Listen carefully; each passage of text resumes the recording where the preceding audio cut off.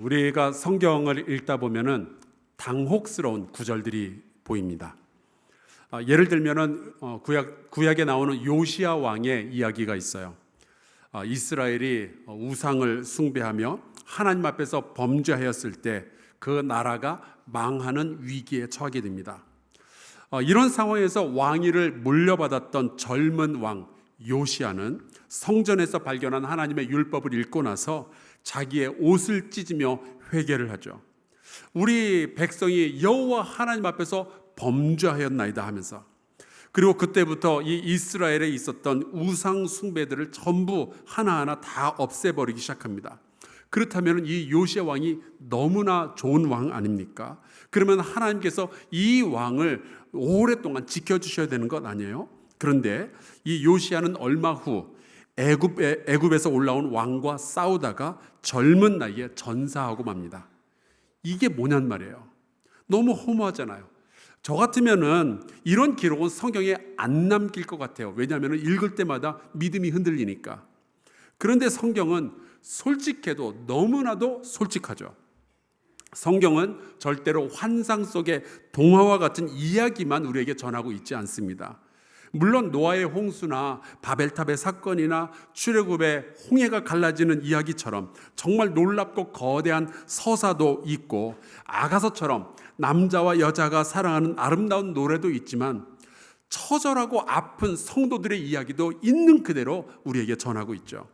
하나님을 잘 믿었던 요셉 같은 사람이 고난을 당하기도 하고요, 욥과 같이 의로운 사람이 고난을 당하기도 하고요, 그렇게 열심히 기도했던 다니엘이 위험에 처하는 현실의 이야기가 여과 없이 성경 안에서 등장하고 있습니다. 예수님이 물로 포도주를 만드시고 물 위를 걸으신 이야기만 나오는 것이 아니라 그 예수께서 정말 처참하게 십자가에 달려 죽으시는 이야기까지 그대로 우리에게 다 보여주고 있는 거예요. 우리가 꿈꾸는 생각과 우리의 현실은 굉장히 다르죠. 남매도요, 보면은 동화 속에 나오는 남매는 서로를 지켜주고 아껴주고 그러지만 현실 남매는 달라요. 서로 싸우고 삐지고 때리고 난리도 아닙니다. 제가 목회를 해보니까요, 목사가 꿈꾸는 목회와 현실 목회는 완전히 달라요. 지난주에 저는 그 복음과 도시라는 단체 안에서 한국 교회를 열심히 섬기고 있는 여러 목사님들과 함께 제주에서 수련회를 가졌습니다.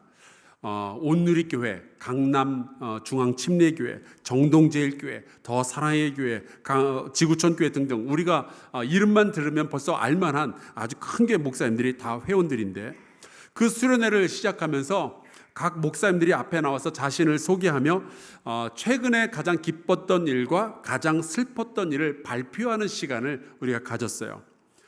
그런데 이제 한 장로교회 목사님께서 나오셔서 이런 이야기를 하셨습니다. 굉장히 큰 교회인데요, 그 교회는 리더들끼리 사이가 별로 안 좋았던 거예요. 그래서 종종 싸우고 그랬습니다. 그런데 2주 전에 그 리더들과 함께 기도하는 가운데 서로 용서하며 같이 부둥켜 안고 울면서 치유하는 시간을 가진 것이 목회하면서 가장 최근에 가졌던 가장 기쁜 일이었다라고 고백을 했어요. 그래서 그 자리에 있었던 많은 목사님들이 다들 박수를 치면서 축하하고 축복해 주었습니다. 그런데 가장 슬픈 일은 그렇게 부둥켜 안고 함께 울었던 그 리더들이 그 주 예배가 끝나고서 다시 싸운 거예요. 대판 싸웠대요. 참 세상은 우리가 바라고 생각한 대로 그렇게 움직여지지 않습니다. 근데 전도서는 이러한 꿈과 현실의 차이를 있는 그대로 인정을 하고 가장 명확한 현실 위에서 나의 믿음의 이야기를 찾아가는 거예요. 현실에 대해서 눈을 감아버리거나 혹은 스스로를 속이고 세뇌시키고 그러는 것이 아니라 이 실망스러운 현실 속에서도 여전히 우리를 다스리시고 우리를 창조하신 하나님이 계신다면 어떻게 살아야 되느냐, 나는 어떻게 믿어야 되느냐, 그 이야기를 우리에게 전해주는 책이 바로 이 전도서인 거죠. 오늘 우리는 전도서 4장의 후반부를 읽었는데요, 여기에 보면은 계속해서 등장하는 두 가지 단어가 있습니다. 하나는 젊은이, 다른 하나는 늙은 왕입니다. 우리가 꿈꾸는 세상 속에서는요, 이 젊은 사람들과 늙은 사람들이 서로를 존중하고 사랑하면서 잘 살아가는 거예요. 젊은이의 열정과 노인의 지혜가 합쳐지면 그보다 더 좋은 게 뭐가 있겠어요. 그런데 우리의 현실을 보면은 세상이 그렇게 흘러가지가 않습니다. 제가 한 달에 한 번씩 우리 청년교회에 가서 2시에 설교를 하는데요. 아주 가끔은 못 올 때 온 것 같은 느낌이 들 때가 있어요. 찬양을 부르는데 처음 부르는 찬양을 부를 때도 있고, 설교 시간에 제가 보기에는 너무 재밌는 이야기를 했는데 우리 청년들이 하나도 안 웃을 때 식은땀이 쫙 흐릅니다. 여러분 같으면 웃었을 거예요. 청년들은 아니에요. 현실 세계는 굉장히 냉혹합니다. 어떤 목사님께서 그런 분석을 하셨어요. 예전에 그 젊은이들이 페이스북이라는 그 네트워크 안에서 자기들의 이야기를 꺼내놓고 다 나누고, 그러니까 어른들이 또 거기에 합류를 한 거예요. 그래서 어른들이 막 페이스북에 서로 뭐 좋아요 누르고 막 그랬더니 이 젊은이들이 페이스북을 버리고 도망친 거예요. 인스타그램으로. 그래서 또 이번엔 이 어른들이 인스타그램으로 다 쫓아갔더니 이번엔 틱톡으로 도망가고 스냅챗으로 도망가고 그랬다 그러죠. 여러분, 이게 우리가 살아가고 있는 현실인 거예요. 우리가 꿈꾸던 세상하고는 격차가 있죠. 생각해보니까 저도 그랬습니다. 제가 청년 시절에도 우리 교회에서 이렇게 청년들이 모여서 모임을 하는데 장로님이 들어오시면 바로 주기도문을 하고 예배를 마쳤어요. 그리고 이제 다른 곳에서 다시 만나가지고 같이 있고 그랬는데, 이제는 그랬던 제가 60을 눈앞에 둔 어른이 된 거죠. 오늘 전도자 코엘렛은 이러한 인생의 현실, 냉혹한 현실 속에서 깨달은 것들을 우리에게 함께 나누고 있습니다. 먼저 13절을 볼까요? 가난하여도 지혜로운 젊은이가 늙고 둔하여 경고를 더 받을 줄 모르는 왕보다 낫다. 우리가 꿈꾸는 세상에서의 상식은 이런 거죠. 젊은이는 무모하고 노인은 지혜롭다. 이게 우리가 보통 알고 있는 거잖아요. 많은 경우 이게 사실일 수도 있습니다. 2020년 그 코로나 바이러스가 전 세계로 번져 나갈 때 미국의 젊은이들이 코로나 파티라는 것을 열었어요. 파티를 열고 코로나에 감염된 친구를 데려다 놓고 같이 술 마시고 춤추고 그리고 놀았던 거죠. 그러다가 파티가 끝난 뒤에 몇몇 젊은이가 중태에 빠졌고요. 그중 한 명은 죽기까지 했습니다. 아무리 인생의 경험이 없어도 어떻게 이렇게까지 사람이 무모할 수 있는가 싶을 정도예요. 또 아프리카에 가서 보면 이런 속담이 있다고 그러죠. 노인 한 사람이 죽으면 도서관 하나가 사라지는 것이다. 사실 이 노인 한 분이 가지고 있는 이 인생의 경험치는요, 도서관 하나로도 다 담아낼 수 없는 아주 위대한 가치입니다. 얼마 전에 대한시인협회하고 또 대한노인회가 공동 주최해서 전국에서 노인들의 시를 받아서 이렇게 100일장을 했는데요. 이승영이라는 분이 쓴 시가 굉장히 인상이 깊었어요. 제목 남편. 굉장히 짧은 시인데 한번 들어보세요. 누가 나보고 너그러운 분이라 하네. 아내가 들으면 댁이 살아봤느냐 하겠지. 끝. 아니, 어떻게 이렇게 짧은 시에 이렇게 많은 생각과 감정을 담아 놓을 수 있을까? 제가 감탄을 했습니다. 확실히 노인들이 참 지혜로운 것 같아요. 부모를 공경하면 이 땅에서 너희의 명이 길다라는 성경 구절도 있잖아요. 근데 그게 사실입니다. 고대 사회에서는 주변에 무슨 병원이 있는 것도 아니고 집에 약이 있는 것도 아니잖아요. 그때는요, 어른들의 다양한 경험을 들어놓는 것이 생명을 살리는 거의 유일한 방법이었어요. 저도 어머니에게 들었던 이야기 가운데 이런 게 있습니다. 사과를 먹되 사과 씨앗은 절대로 먹지 마라. 저는 몰랐어요. 왜 그런지. 그래도 뭐 어머니가 말씀하시니까 안 먹었죠. 나중에 알게 되었는데 이 씨에 있는 어떤 성분은요, 소화 과정에서 시안화 수소로 변화가 된대요. 시안화 수소가 우리가 잘 알고 있는 청산가리입니다. 여러분, 인생의 선배들, 어른들의 이야기를 잘 귀담아 들으시기를 주의 이름으로 축원합니다. 어른들의 이야기를 잘 들으면 자다가도 떡이 생깁니다. 근데 전도자는 바로 이런 상식을 뒤집어 놓는 거예요. 현실 세계에서는 그렇지 않을 수 있습니다. 지혜로운 젊은이가 있고 미련한 노인이 있다는 거죠. 그러니까 중요한 것은 나이가 아니었어요. 여기 보면 이렇게 되어 있습니다. 왜 미련해지느냐? 경고를 더 받을 줄 모르기 때문에. 나이가 들었어도, 심지어 그가 왕일지라도 누군가의 이야기를 들을 귀가 없다면 그는 더 이상 지혜로운 노인이 아닌 거죠. 그는 미련한 사람인 겁니다. 자신의 생각과 자신의 관점에 사로잡혀서 자신이 가지고 있는 이 경험이 전부라고 생각하면서 나는 맞고 너는 틀렸다라고 주장하는 순간 우리는 미련한 사람이 되는 거예요. 물론 젊은 나이에 경험도 없으면서 남의 이야기를 듣지 않으려는 젊은 꼰대가 최악이에요. 이스라엘의 첫 번째 왕이었던 사울 왕, 그 사람도요 처음에는 겸손한 사람이었습니다. 그런데 이 사람은 나이가 들수록 자기 멋대로 행동하는 거예요. 나중에는 하나님의 말씀보다는 자기의 정치적인 판단을 더 의지하기 시작하죠. 상식을 더 의지하기 시작했어요. 그때 자기 멋대로 제사까지 드려버린 이 사울 왕에게 사무엘 선지자가 했던 유명한 이야기가 있습니다. 사무엘상 15장이에요. 순종이 제사보다 낫고 듣는 것이 순양의 기름보다 나으니 왕이 여호와의 말씀을 버렸으므로 여호와께서도 왕을 버려 왕이 되지 못하게 하셨나이다. 그러고 보면 우리의 인생에 있어서 정말로 중요한 것은 어떤 나이나 혹은 지위가 아닌 거죠. 여호와의 말씀을 들을 귀가 있는가, 그게 정말 중요한 것입니다. 사울 왕은 이 일에 실패했어요. 그야말로 미련한 노인이 되어버린 거죠. 그는 자기의 아들 요나단의 말도 들을 수가 없었고요, 자기의 딸이었던 미갈도 믿을 수가 없는 거예요. 젊은이의 말을 들을 수가 없는 거예요. 어차피 내려놓아야 할 왕위였는데 그 왕좌에 대한 미련이 극에 달해가지고 그가 70살이 되었을 때는 자기 멋대로 전쟁을 하다가 젊은 다윗을 죽이려고 하다가 결국 그는 비참한 최후를 맞이하게 됩니다. 만약에 이 전도서를 쓴 코엘렛이 솔로몬이었다면 어떨까요? 솔로몬은요 젊어서는 정말 지혜로운 왕이었습니다. 하나님께 일천번제를 드리고 지혜를 얻은 사람이죠. 저 유명한 솔로몬의 재판 이야기 아시잖아요. 이 아기를 반으로 잘라서 사이좋게 나눠 가져라. 그때 진짜 엄마가 안 된다, 이 아이를 차라리 저 여자에게 줘라 라고 해서 재판을 성공적으로 마친 경우가 있었잖아요. 이 재판은 아마도 이 솔로몬이 20대 때 했던 재판이었을 거예요. 그런데 솔로몬이 나이가 들면 들수록 미련해지죠. 나이가 들어서 아내를 숫자를 세봤는데 1000명인 거예요. 이건 미련한 정도가 아니라 미친 거 아니에요? 한 사람 사랑하기도 얼마나 힘든데 1000명을 어떻게 감당을 해요? 게다가 이번에는 그 아내들이 친정에서 가져온 우상을 이 솔로몬이 같이 숭배까지 합니다. 신하들이 그러면 솔로몬에게 말하지 않았겠어요? 마마 이러시면 아니 되옵나이다, 통촉하여 주옵소서. 그런데 솔로몬은요 자기가 왕전의 세상에서 제일 똑똑한 사람이었거든요. 그러니까 그 누구의 소리도 들리지가 않는 거예요. 여러분, 맨날 우리가 같은 종류의 유튜브만 들여다보면서 젊은이들에게 야단만 치고 도무지 대화가 통하지 않는 노인이 되어간다면 여러분, 그건 우리 굉장히 미련하게 살고 있는 거죠. 나를 찾아오는 젊은이가 없다면, 나의 이야기를 들으려 하는 젊은이가 보이지 않는다면 여러분, 우리 굉장히 지금 위기 가운데 있는 거예요.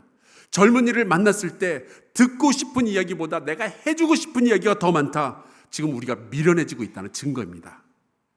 사랑하는 성도 여러분, 나이가 들어갈수록 입을 닫고 대신 귀를 활짝 열어서 젊은이들의 아팠던 이야기, 그들의 꿈 이야기를 경청하는 지혜로운 어른들 되시기를 주의 이름으로 축원합니다.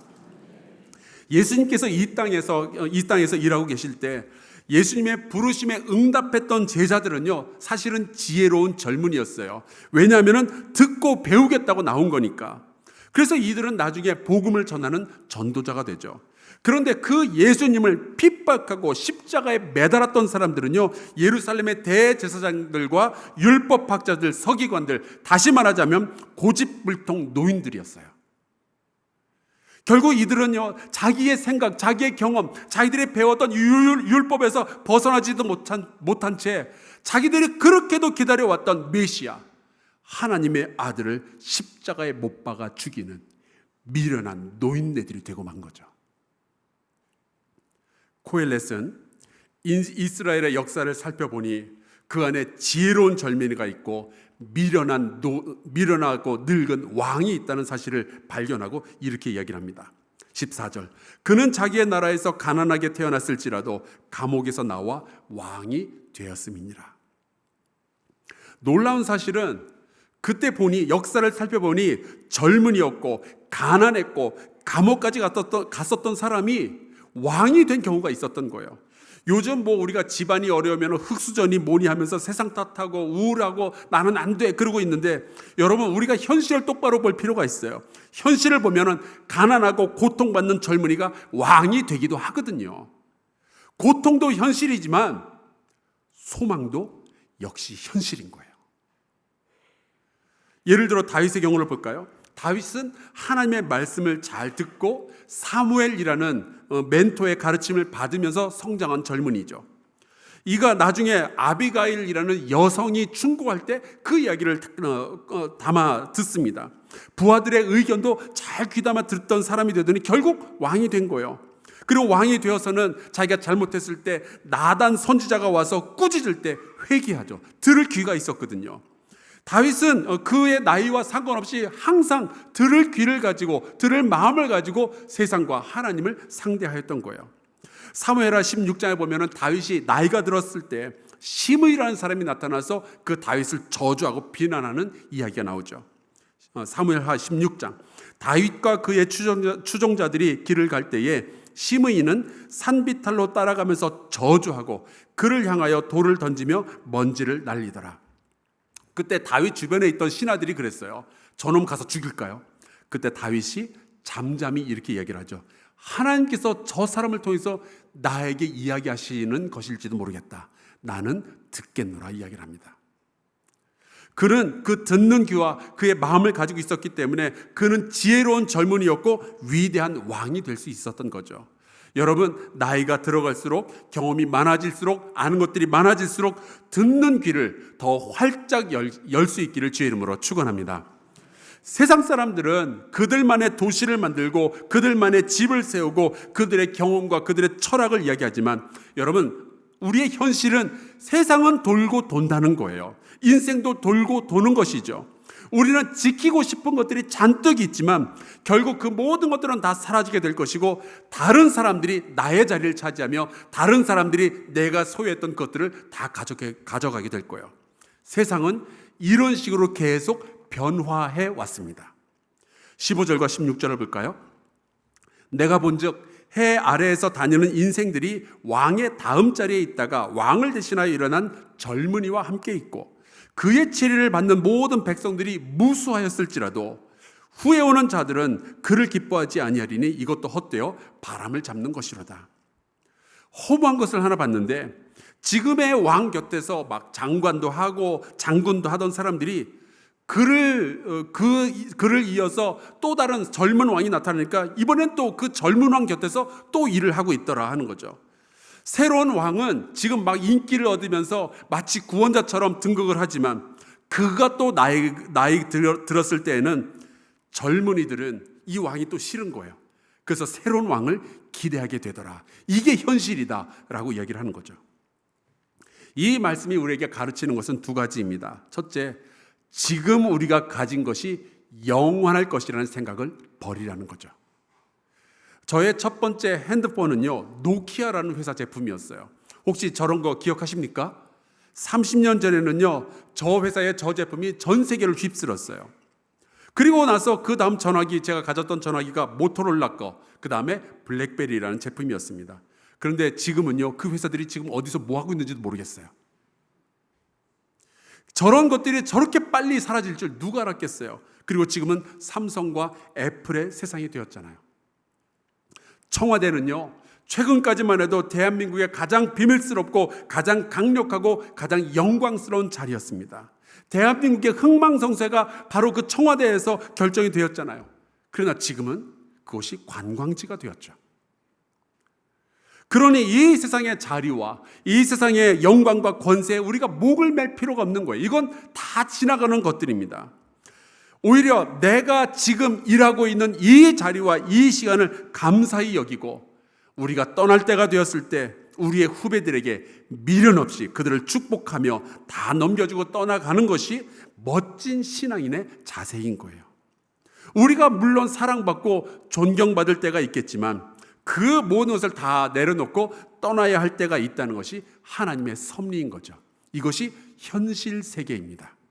그리고 전도자가 우리에게 말하는 것은 이거예요. 이 현실 속에서 너의 믿음을 세워라. 여러분, 근데 우리가 하나 기억해야 될 것이 있습니다. 우리는 절대로 영원히 잊혀지지 않을 줄로 믿습니다. 세상에서는 잊혀질 거예요. 어쩌면 우리 후손들도 우리를 잊어버릴 수 있죠. 하지만 우리를 영원한 집에 맞이해 주시는 우리 하나님 아버지가 계시잖아요. 그분은 절대로 우리를 잊지 아니하시며 우리를 영원히 사랑하여 주시는 줄로 믿습니다. 주님께서 우리에게 주시는 이 구원의 면류관은 영원한 것이니, 사랑하는 성도 여러분, 이 세상에 변화하고 사라지고 그럴 것들을 우리가 꿈꾸며 사는 것이 아니라 하나님의 영원한 세계, 하나님의 말씀, 하나님 아버지의 존재를 꿈꾸면서 살아가시는 저와 여러분 될 수 있기를 주 이름으로 축원합니다. 왜냐하면 그것이 가장 뚜렷한 현실이거든요. 또 하나의 교훈이 있어요. 내가 이 세상에서 무언가를 잃어버렸을 때, 내가 가진 것이 없다고 할 때 좌절할 필요도 전혀 없다는 거죠. 그저 주님이 가라 하실 때 가고 주님이 멈추라 하실 때 멈추면 나머지는 하나님 우리의 아버지께서 다 알아서 해 주실 줄로 믿습니다. 내가 내 인생을 내 마음대로 움직이려고 하는 것이 오히려 죄악의 뿌리예요. 뭔가 멈추어지고 뭔가 잃어버렸을 때 여러분, 하나님은 그곳에서 새로운 일을 일으켜 주실 줄로 믿습니다. 하늘의 밀알이 땅에 떨어져서 썩어지고 죽으면 그곳에서 새로운 싹이 돋아나는 것처럼 우리가 가장 아프고 가장 낮은 상황에 처했을 때 하나님께서 놀라운 기적을 일으켜 주실 줄로 믿습니다. 그러니까 절대로 좌절해서는 안 되는 거예요. 지금의 영광도 얼마 가지 않아 사라지겠지만 지금의 고통과 상실감도 절대로 영원하지 않을 겁니다. 하나님은 반드시 저와 여러분에게 복에 복을 더하여 주실 줄로 믿습니다. 그래서 우리는 변할 것들을 지키려고 너무 노력할 필요가 없는 거예요. 변해야 되는 것들은 변해야만 합니다.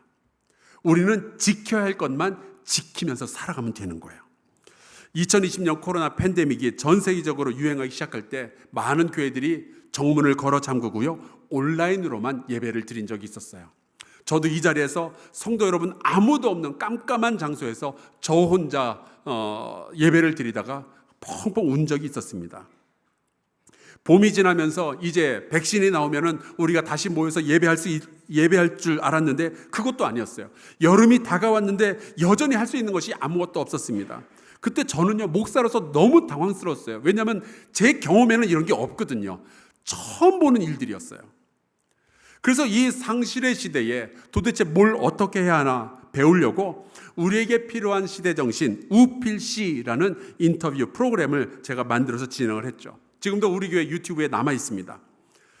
날카로운 상상력 연구소의 김용섭 소장, 요즘 엄청 유명한 그 유현준 건축가, 인터서브 선교회 조쌤 한국 대표, 아시아 미래인재 연구소의 최현식 소장, 목회 데이터 연구소의 지용근 소장, 정말 쟁쟁한 지성인들을 불러서 함께 대화를 나누었어요. 제가 던진 질문은 간단했습니다. 이제 교회는 뭘 해야 됩니까? 근데 이제 제가 약간 예상했던 대답이 있었습니다. 아마도 코로나의 시대니까 이제는 모든 것이 다 변해야 된다, 뭐 이런 대답을 하지 않을까 생각을 했어요. 이미 뭐 온라인으로 예배를 드리고 있는 상황이었고요, 온라인으로 성역 공부도 하고 있었고요, 성찬식도 우리가 온라인으로 했잖아요. 기억하십니까? 저는 이곳에서 성찬을 집례하고 여러분은 각자의 집에서 포도 주스하고 빵하고 갖다 놓고 우리가 성찬식도 했잖아요. 미국 어느 교회에서는요, 세례식을 할 때 손으로 직접 댈 수가 없으니까 머리에 물총을 쐈다 그러더라고요. 세상에 많은 것들이 변하고 있었어요. 그런데 이분들하고 대화를 나누다 보니 공통적으로 하는 이야기가 있었습니다. 바꿀 것은 바꾸되 지킬 것은 지켜야 한다는 거죠. 코로나의 시대가 왔다고 해서 모두 다 바꾸면 안 된다는 이야기를 하더라고요. 아니, 우리가 이 인터뷰 프로그램을 만들기 위해서 얼마나 애를 썼는데 그 정도 대답밖에 못하나 싶었는데, 제가 기도하면 할수록 그런 생각이 드는 거예요. 그들의 말이 맞겠다. 어쩌면 우리가 가장 크게 실수하는 것은 바꿀 것을 지키고 있고 지킬 것을 바꾸고 있는데 있을지도 모르겠다 생각이 들었어요. 전통이라는 이름으로, 혹은 내가 왕년에 경험해봤다는 이유로, 혹은 내가 지금 리더의 자리에 있으니까 남의 이야기를 더 이상 듣지 않고 그냥 늙고 둔한 그 왕처럼 내가 익숙한 것, 이 안에만 머무르려고 하는 바로 그것이 가장 미련한 짓이 아니었을까, 그 생각이 들었던 거예요. 또한 어떠한 상황이 펼쳐질지라도 예배는 어떤 상황, 어떤 지역, 어떤 시간에도 지켜져야 되고, 기도는 반드시 우리가 해야만 하고, 교회 공동체 안에서 교제는 반드시 지켜져야만 하고, 하나님의 말씀은 반드시 전해져야만 하는데, 혹시 이런 것들을 우리가 내려놓은 것이 아니었을까? 여러분, 지켜야 할 것은 지키되 바꿀 것은 바꾸는 것이 지혜입니다. 근데 우리는 지켜야 할 것을 바꾸고 있었으면 그거 굉장히 큰 실수를 하고 있는 거죠. 여기에 대해서 이사야 선지자가 이런 예언을 했습니다. 풀은 마르고 꽃은 시드나 우리 하나님의 말씀은 영원히 서리라 하라. 여러분, 풀은 마르고 꽃은 시드는 게 이게 슬퍼할 일입니까? 좌절할 일입니까? 아니잖아요. 그건 당연히 벌어지는 일이고 우리의 현실이잖아요. 마땅히 받아들여져요. 이 풀의 싱싱함과 꽃의 화려함에 인생을 거는 것, 그거야말로 미련한 짓이죠. 하지만 여러분 기억하십시오. 우리에게는 영원한 것이 있습니다. 바로 하나님의 존재와 우리를 향한 그분의 사랑과 그리고 그분의 진리의 말씀, 이것만큼은 변하지 않는 것이죠. 그것을 우리가 끝까지 지켜내야만 하는 거예요. 그리고 그 지켜낸 것을 우리의 다음 세대에 물려줘야죠. 그래서 전도자 코엘렛은 시시각각 세대마다 변하는 이 현실을 바라보면서 헛되고 헛되다라고 이야기를 하지만 그 이면을 들여다보면 우리에게 물어보는 질문이 하나 있는 거예요. 이 세상은 모든 것들이 다 변하고 많은 것들이 헛되게 사라지게 될 텐데 당신에게는, 여러분에게는 영원히 지켜야 할 그것이 있느냐 하는 거죠. 과거의 경험이나 나의 지위, 이 모든 것들은 다 사라지게 될 텐데, 내가 하던, 지금 하던 일들은 다 후배들에게 넘겨지게 될 텐데, 당신에게 남겨지는 것은 무엇이 있겠냐고요. 우리의 기억과 우리의 명예가, 우리의 부요가 더 이상 나의 것이 되지 않을 때 과연 우리에게 남는 것은 무엇이 있을까요? 우리는 주님께서 말씀하신다면 지금이라도 인생을 멈춰야 하는 사람들인데, 이생의 자랑이 아니라 하나님의 말씀 가운데 거하시는 저와 여러분 되기를 주의 이름으로 축원합니다. 하나님의 다스림을 기꺼이 맞이하고 하나님의 은혜를 받으며 우리의 다음 세대를 위해서 겸손히 길을 열어주는 우리 성도들 되시기를 주의 이름으로 간절히 축원합니다. 같이 이 찬송 부르고 기도하면 좋겠어요. 주님 말씀하시면 내가 나가겠습니다. 주님 뜻이 아니면 내가 멈춰 서겠습니다. 내가 가고 서는 것 다 주님 뜻 안 했습니다. 여러분, 영원하신 주님만 바라보면서 우리 함께 살아가면 좋겠어요. 세상의 것 다 사라질 겁니다. 다 헛됩니다. 우리 주님만 바라보며 함께 찬양하고 기도하겠습니다.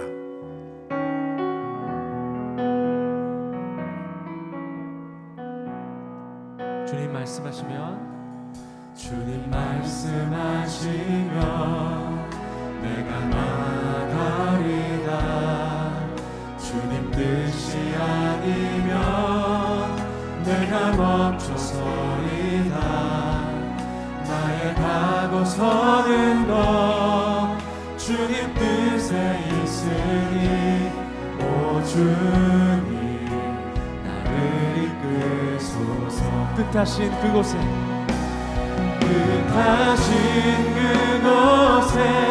나 있기 원합니다. 이끄시는 대로 순종하며 살리니 연약한 내 영혼 통하여 일하소서. 주님 나라와 그 뜻을 위하여 뜻하신 그곳에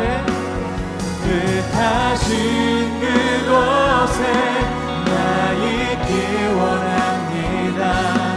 이끄시는 대로 순종하며 살리니 연약한 내 영혼 통하여 일하소서. 주님 나라와 그 뜻을 위하여 오 주님 나를 이끄소서. 우리 같이 합심하여 기도합시다.